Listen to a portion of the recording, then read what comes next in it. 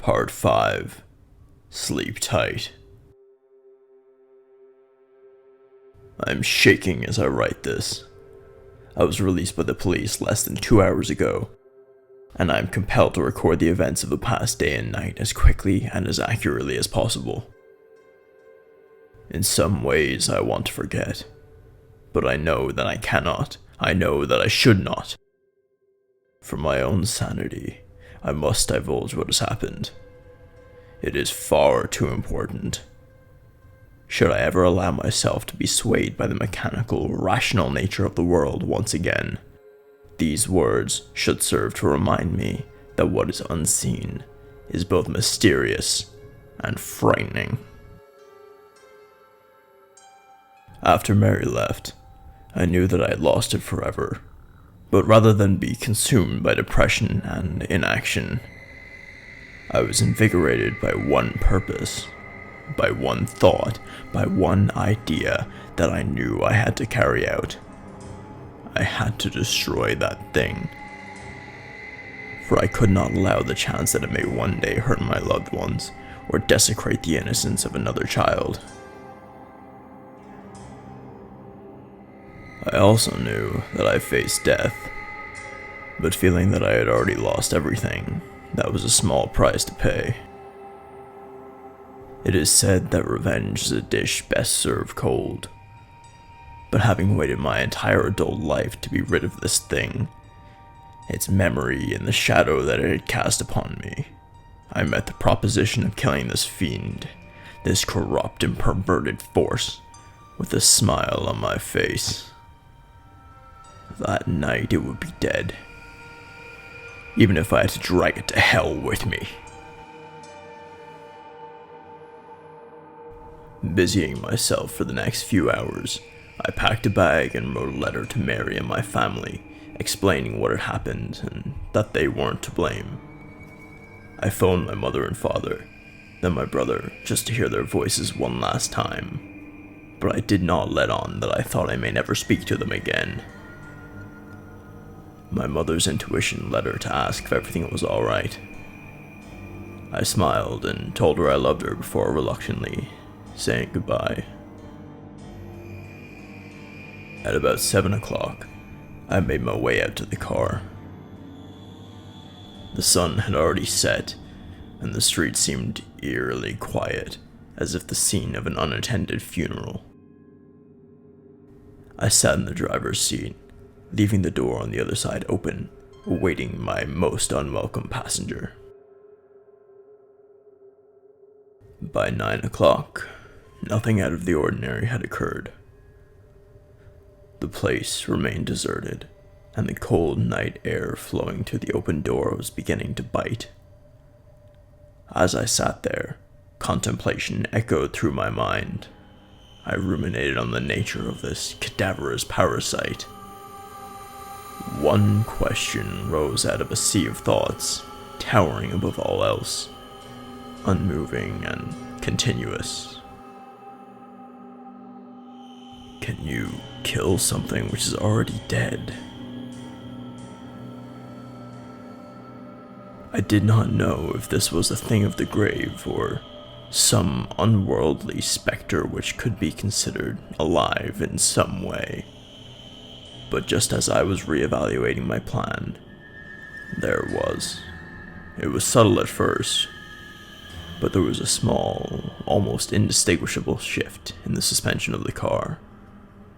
Had it been any other circumstance, I would have put this down to a gust of wind pushing and pulling at the chassis, but I was all too familiar with that feeling from all those years ago, as the bunk bed would shift slightly with that thing climbing into the bottom bed.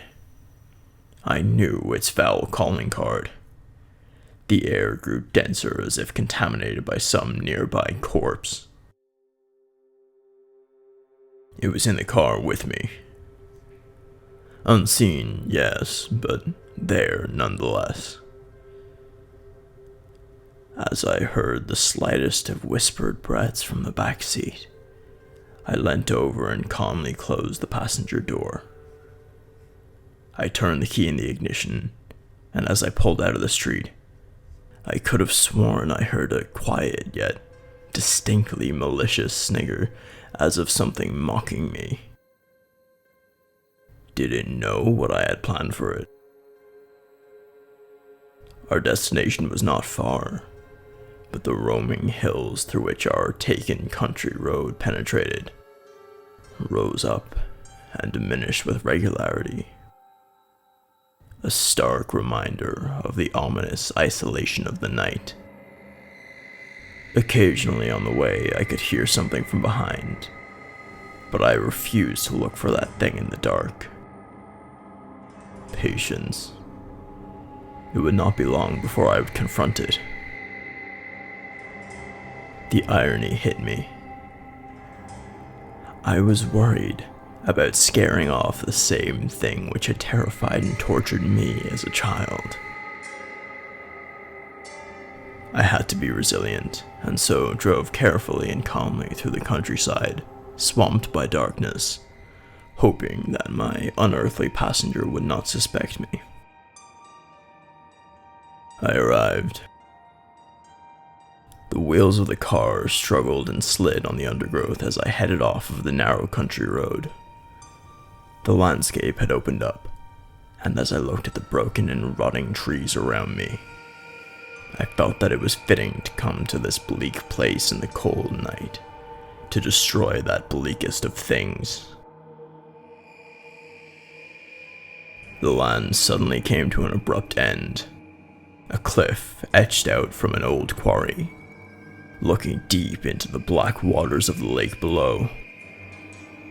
The cliff edge was relatively flat and had in fact at one time housed a road, which had subsided into the lake decades earlier.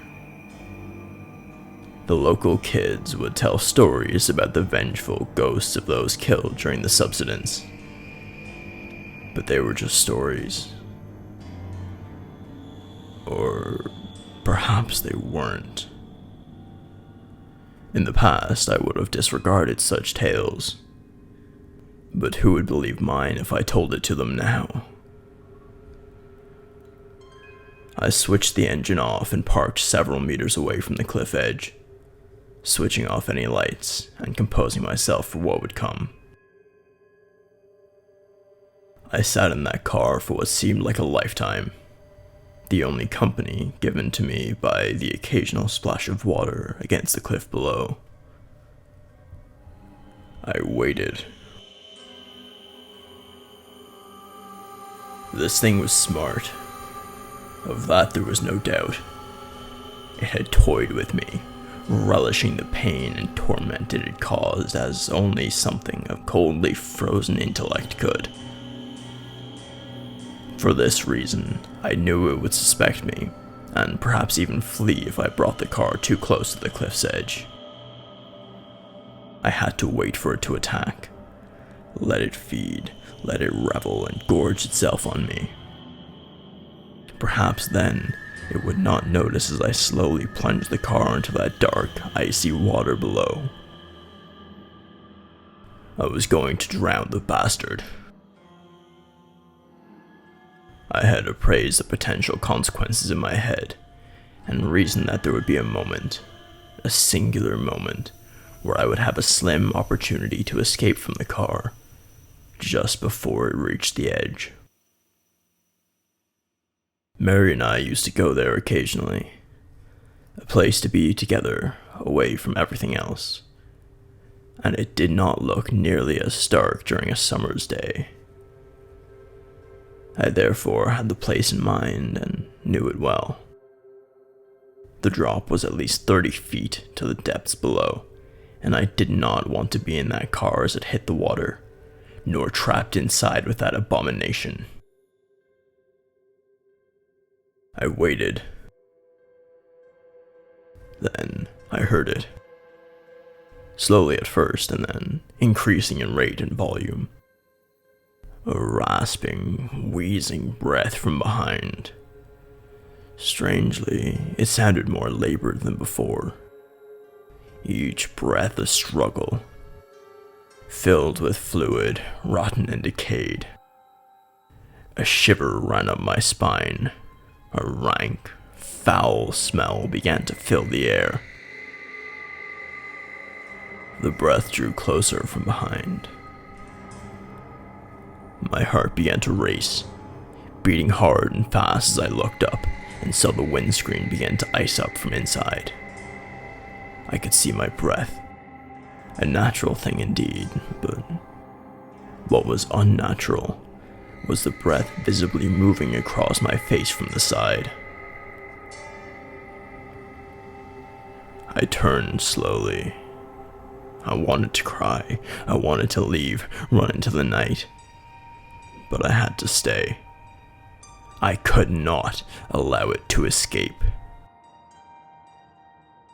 It was sitting in the passenger seat. I was staring at it, and it at me. Hunched over, covered by darkness, contorted, gaunt, hands seized as if fighting rigor mortis.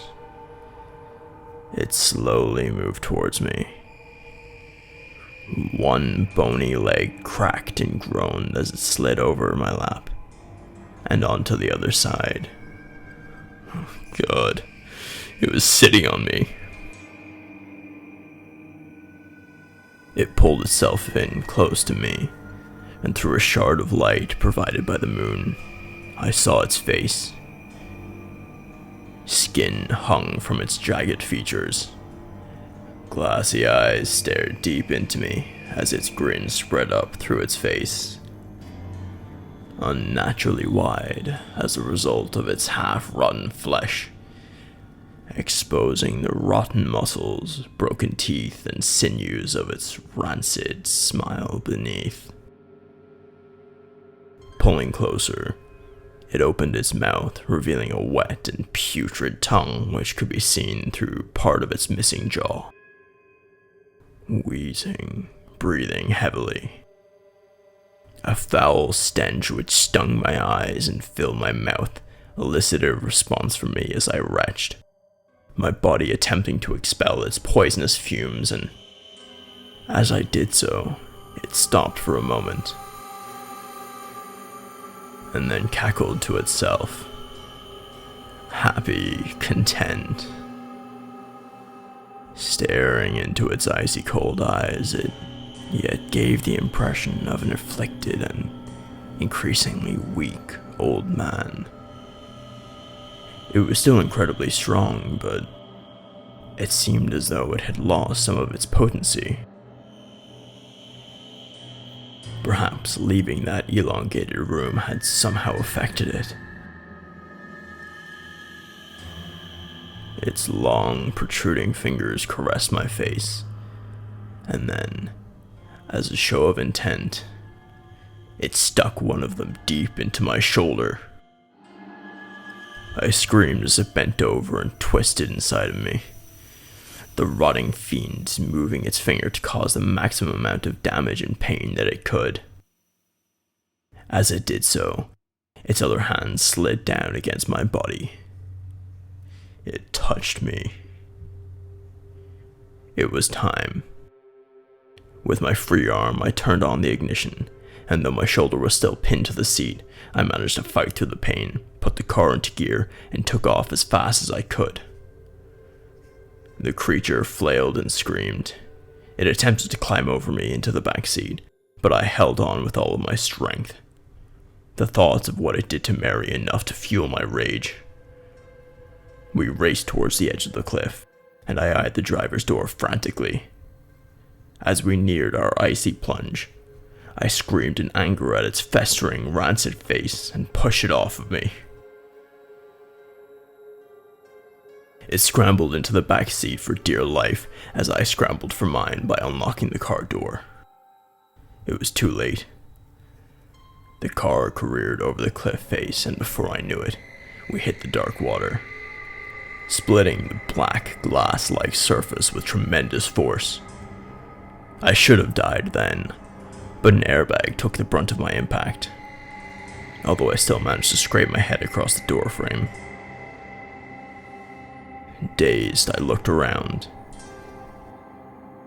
The sound that I heard coming from that thing was malformed yet familiar. The squeal of some demonic child soon gave way to the anguish and rage of an ancient intelligence which knew that it faced almost certain death. The water was frozen and poured in through the now twisted open car door with such force that it winded me. I gasped for air as my unwilling prey now did. It writhed and twisted as it looked for an exit. Spying the open door, it pulled itself through the water towards me. I curled up my fist and smashed it into that thing's face. Pieces of rotten flesh flaked off under the impact as a dark, black liquid oozed from the resulting wound. Again, it attempted to get past me, and I knew that to keep it in the car, long enough to drown, that I would have to die with it. I felt numb as the frozen water slipped over my chin. My heart struggled against the cold, and with a sudden surge, I was submerged and had breathed my last. I held my breath, but only to compose and ready myself for an icy, suffocating death. I hoped that it would not be painful.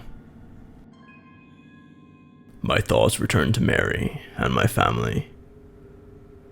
An all-consuming sense of sadness and despair overwhelmed me. But as I struggled with that thing trying to get past me and through the door, grabbing and flailing with its arms, I looked down and saw it. Its leg was trapped between the dashboard and floor of the car by the impact of the fall, and although it could move, it could not leave.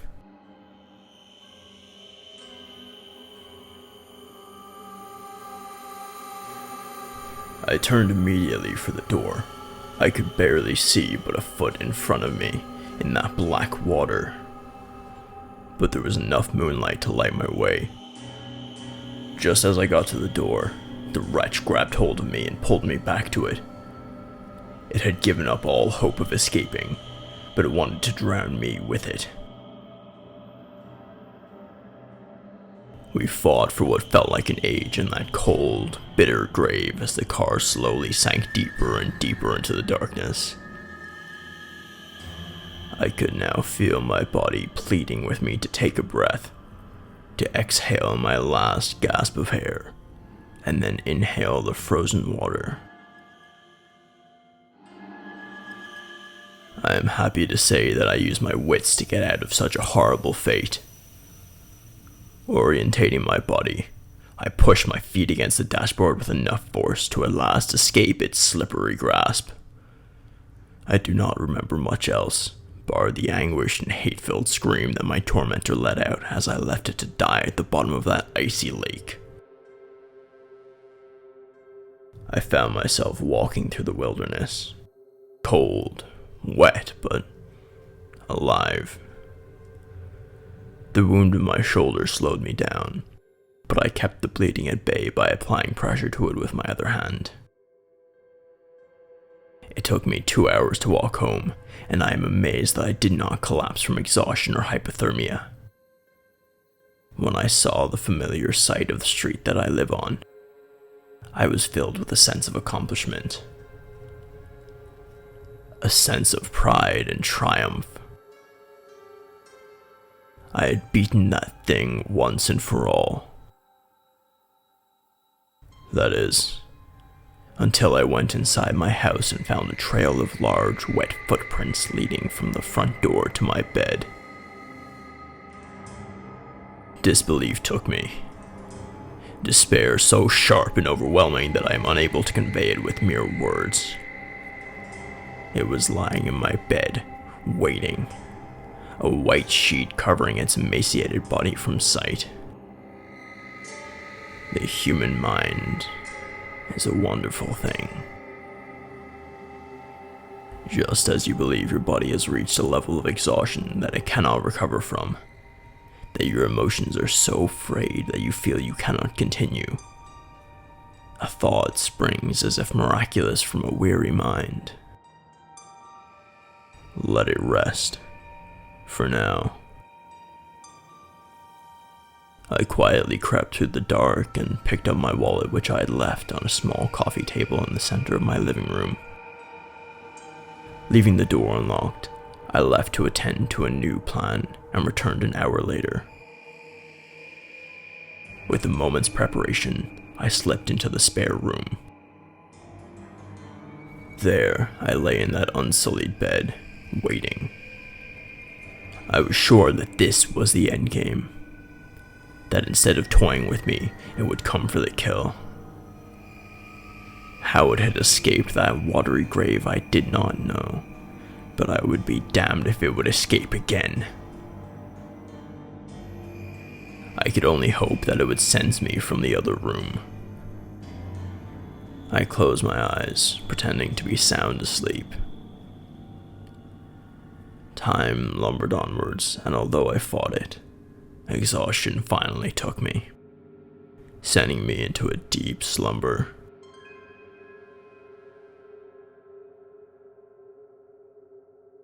I woke with its hands around my neck.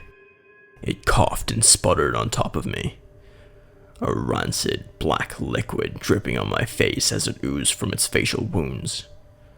I struggled, gasping for air and hoping that I had the strength in me to escape its grasp. But it was too strong and my hands could not grip it with any sense of conviction, as it seemed to be dripping wet from its plunge into the lake. It may not have seemed rational at the time, but as my vision dimmed and the last light of consciousness extinguished within me, I did as so many animals do in their last moments. I played dead. Lying motionless, holding my breath, it shook me violently by the neck, and then released me.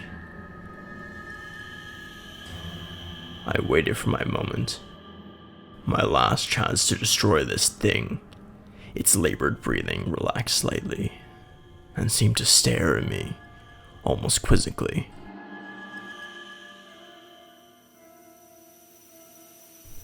I waited still for a shift of weight which might have let me throw it to the ground. Leaning down close to me, its wide, crumbling sneer puckered, gathering its putrid saliva in its mouth and in what was left of its cheeks. It then showed utter contempt for the living and the dead. It spat its festering fluid onto my face, the remnants dripping down onto me through a hole in its jaw. I wanted to scream, to do anything to remove such a vile smear on my skin, but I dared not move. The time was not right. Leaning in closer, it prodded and scratched at the wound in my shoulder, the pain shearing through my body. With all of my resistance, I remained motionless. Then, it slowly and patiently slid two of its long, distended fingers into my mouth. The taste was overwhelming, rancid, rotten, dead. The arthritic clicking of its knuckles shook my resolve. As it arched its back in glee, it suddenly pushed its fingers deep down into my throat. I gagged. An instinctive reaction.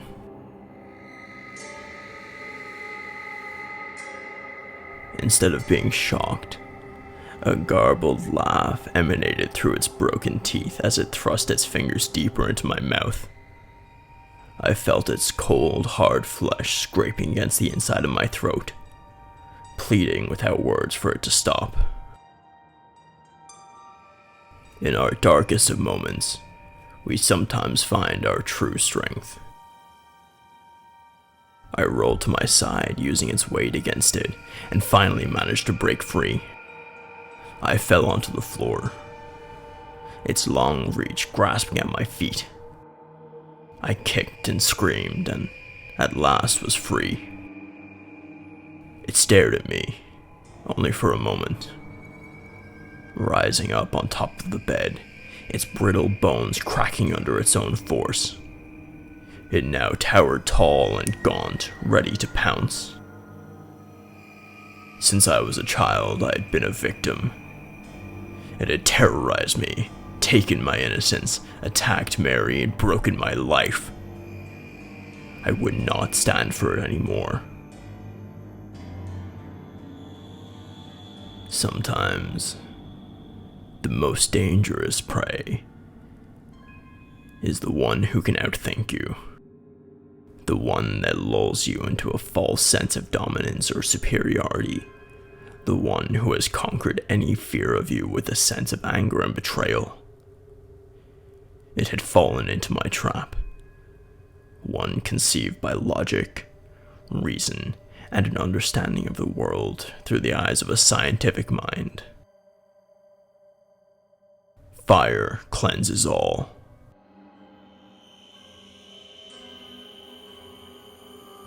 As it groaned, shrieked, cracked, and contorted, readying itself to pounce.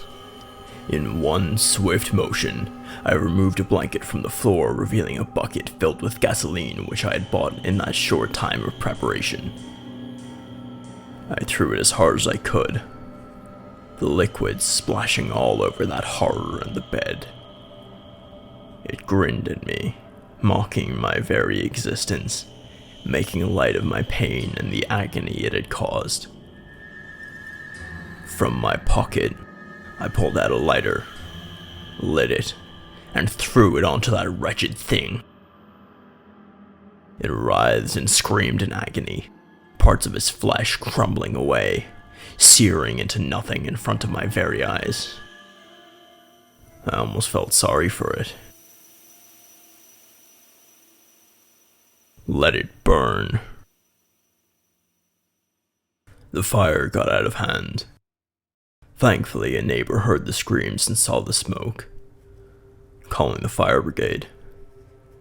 I remember nothing of how I escaped. I spent several hours in the hospital being treated for light smoke inhalation and painful burns to my hands. It still hurts as I type, but as with many superficial wounds, they will heal. Perhaps there will be a few scars, but I can live with that. The police arrested me shortly afterwards, believing me a murderer. They suspect that I killed someone in that fire and find it entirely suspicious that I have a deep wound in my shoulder and scratches over my body. I've been told not to stray far in case they wish to ask me further questions, but they can ask away. I doubt they'll believe my answers.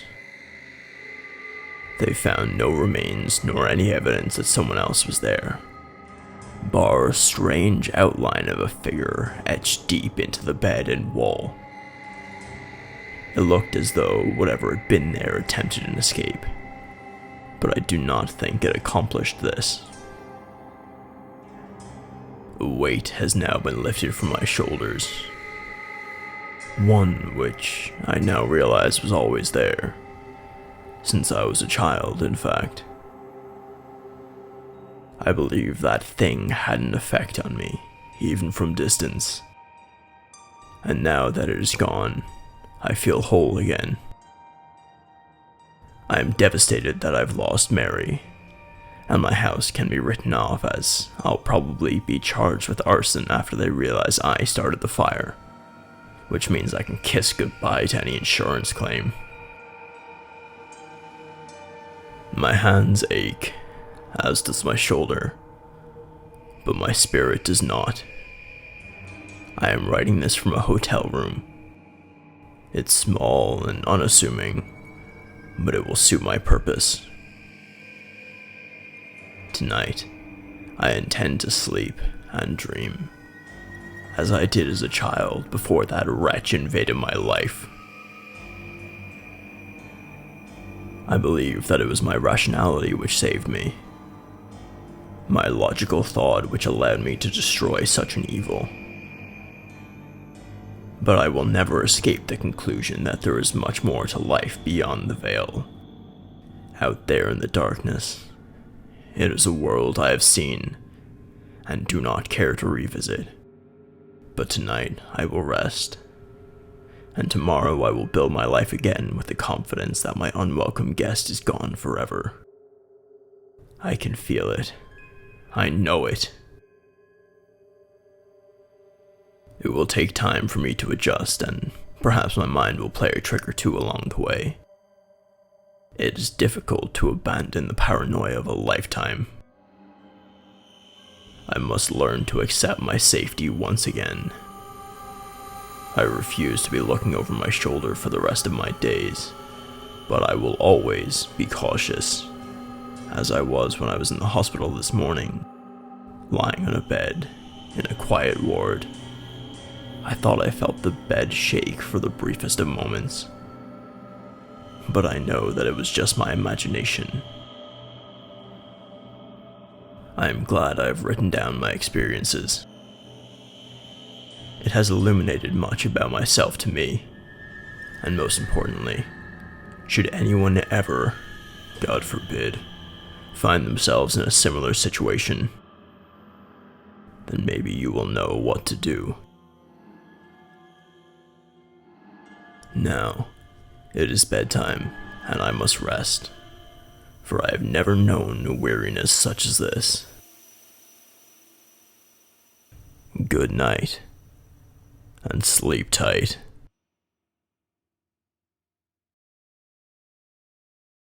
This has been part 5 of the 5-part creepypasta, Bedtime, written by Michael Whitehouse. I have linked him down below, so you can check him out in your own time. Going forward, I have some other stories lined up. Once I'm through with those, I'll find more. And here's a reminder, if you have any stories of your own, be they real or fictional, that you would like to see read out on this channel, feel free to send them to me at the email I have left listed at the bottom of the description below. Thank you for watching, and sleep tight.